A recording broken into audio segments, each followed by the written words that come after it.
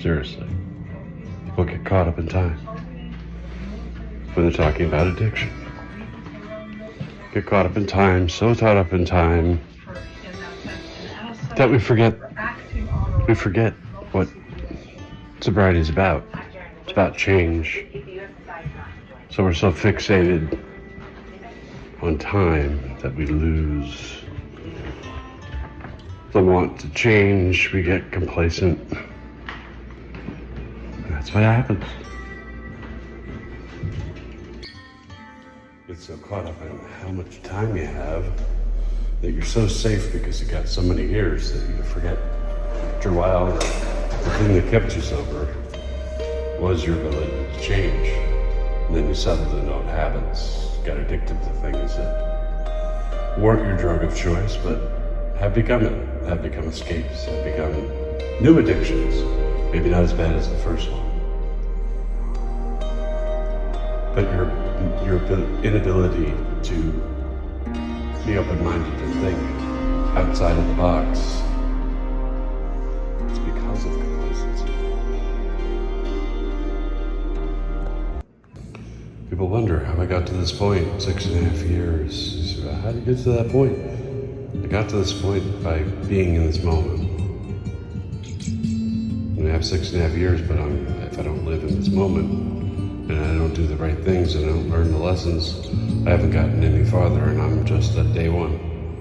So my success in addiction and by fighting addiction comes from my ability to always look at things and reframe them, so I can tackle the things that I can control and understand the things that I can't, and separate those two. It's like a mathematical formula. You know, you have the things that you can control and the things you can't. And in a mathematical formula, there's some things you just can't equate. You can't figure out the wild cards. They're always going to be there. But it's not the wild cards that are what's the matter. It's how you're dealing with it. Dealing with stress, and you get yourself into a little box because you're thinking fight or flight, and you're thinking I'm trapped. You're always putting yourself in a box when there's a problem, and you're never ever completing. Then you're not completing your goal, which is to overcome the goal, not to find an escape from it. Too many people that are in sobriety, but then they just run around and escape the change part, and then they wonder why they slipped. And it's because every little thing that you refuse to change tripped you up along the way. You know, meeting a narcissist actually gave me great insight into not only somebody that's an addict, because addicts are innately narcissistic. It's all about them, and it's all about the drug. They can be the nicest people in the world, but at the end of the day, they want to get home to do their drug. So you're in their way of doing it. So every little thing is like a tripping block. They're like, oh, this person is getting in my way. Just imagine doing that all day. Every person is just an obstacle between you and your alcohol, or you and whatever loose lines you have out there that you want to make more chaotic every night. And then have fun drinking as well, so you don't even really remember all the lines that you cross. So you wake up in the morning and you're like, I created all this chaos and half of it I don't remember because I was doing stupid crap. Creating chaos in my life. Why did you get sober? For what? You can't stay sober. Because you're a little worst enemy. You're like a little brat inside of you. And we think we can control the universe. We think we can control everything, the people around us, the situations that come up. We think we can control the wild cards, and we can't even control ourselves when the wild cards come up, let alone the wild cards themselves.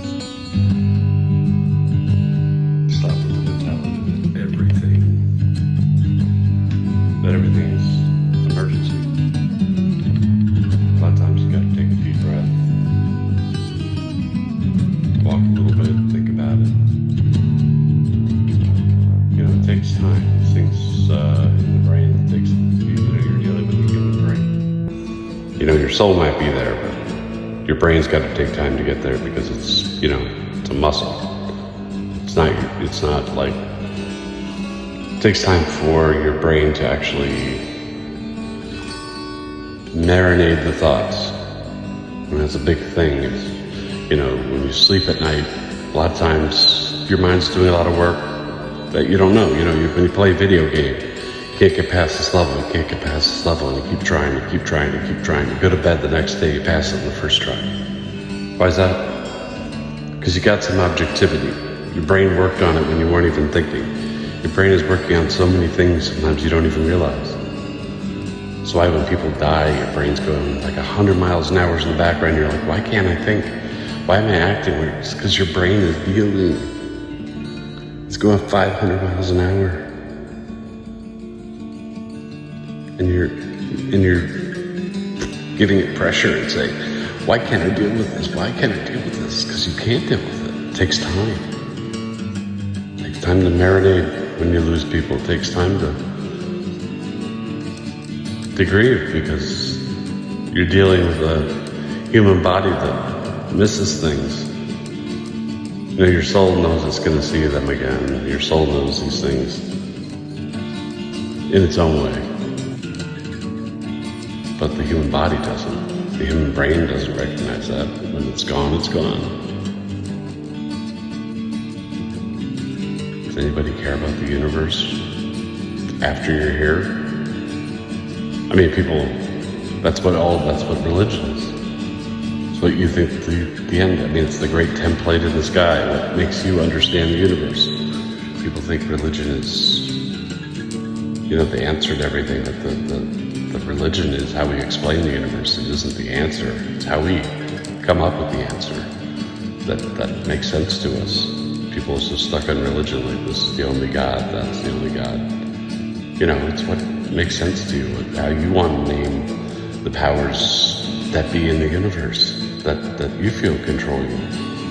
It's finding something that controls you that's manageable. It's not really what it is exactly. It's why when you find a higher power, it's not about God at all. It's about getting back to what your soul wants, not what you think your soul wants, because you're a human body. You don't know what your soul needs. You have to give it space, you have to give it time, to give it objectivity, and then the human brain will get some traction. But your soul's already there. It's just, and this whole process of being a human is what teaches the soul, because the soul sometimes is already there. It doesn't understand how it got there. And this is the classroom of the soul. So you're like, every little lesson is a lesson, and it sounds overwhelming. But if we're not running around in fight or flight, we tend to learn better. And so that's why it's better to step back, even eat something, get some sleep if it's really bugging and you can't control it. Because the next day you might come up with a solution. So you can't get caught in that trap that you have to solve it right this second unless it needs to be solved in a timely manner. But in most cases, things can be thought out and planned and put in lists and prioritized. The thing is, when you face cancer, or you face a disease like that, you realize what a baby disease addiction really is. Because with addiction, you at least have a choice. Cancer, you don't have a choice. ALS, you don't have a choice. So if you're making mistakes because you're choosing to drink, you're making a mistake because of your choices. I'm not saying being addict is a choice. I'm saying drinking, using is a choice. Yes, you have to fight your inner demons. Yes, those inner demons are scary. And they tell you things. And they mess with your head. But you gotta realize you're dealing with a demon.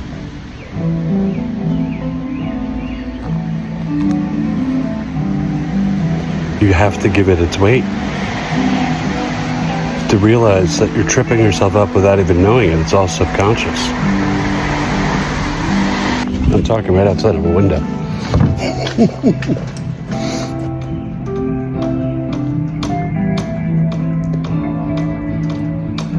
And then only in alcohol and addiction, well, not only, but it's all part of mental health. But I mean, you mind fuck yourself on a daily basis.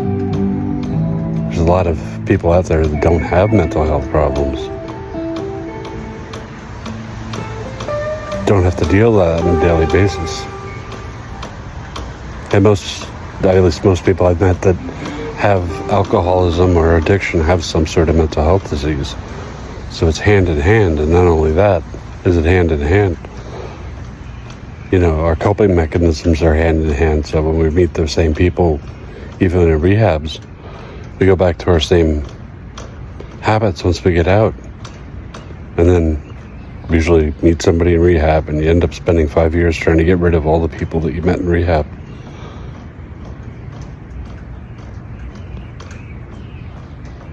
Yeah, just think about that. You know, you're meeting a bunch of wounded souls, and you don't know who you're going to meet there. You're all like rockets in the air, and then you strap yourself to a rocket that you don't know. And that rocket goes wherever it wants to go if it's stronger than you, or you take that rocket and wreck its sobriety. Because I can tell you, almost 100% of the time, if you leave with somebody in rehab, you're coming back. Because you strapped yourself to a rocket. Sometimes you gotta accept that we have mental health or we're an addict. You gotta accept it. Just move on. Let it go. Because if you don't, you won't be able to move forward. Even if I spit on the camera. Nobody could have planned that. But, move forward. You don't need to hold on to those things like that. You're moving forward, you're letting go, you're cutting ties with yesterday. As many ties as you can cut are the things that you can control. We accept it and we move forward. Letting it go. Realize it might be a little harder for us to get up in the morning, but if we keep doing it, it'll get easier and easier, and some days it's harder and some days it's easier. But we keep going, moving forward, leaving yesterday behind as much as we can, just starting anew every day. It's a brand new day, start over like Groundhog's Day. Have a good day. It's like an antique. The experiences you have in life often guide you and make you who you are. All those little crevices, all those little things with those little dirt things, and like an antique. Experience is like an antique or an old house. You know, you have these little crevices, you have these little things that are the shading of the house that give it character, and that's what your experience is.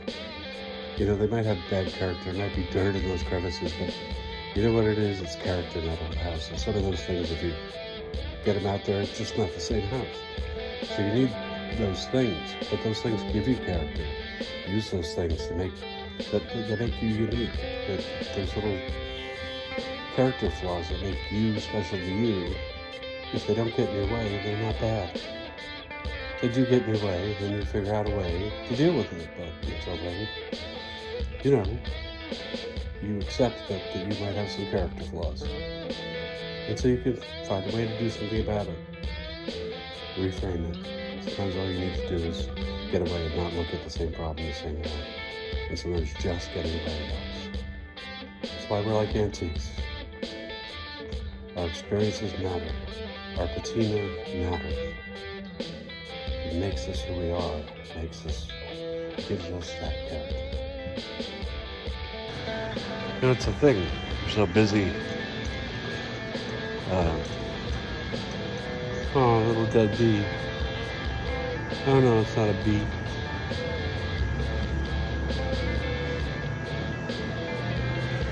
Problem is we're too busy chasing what the body wants.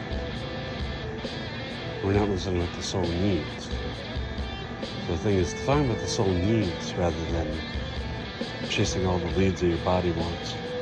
Because your body's like a bad child. You know, if you let it get away with things. My dog's crying for me. But if you let it get away with things, you'll chase every lead that it can. But the thing is, it's not about your body, it's about your soul. Follow what your soul needs. Just like I gotta follow what my soul needs, which means I have to take care of my dog. Because he's crying and he missed me. I just got home. Have a good day.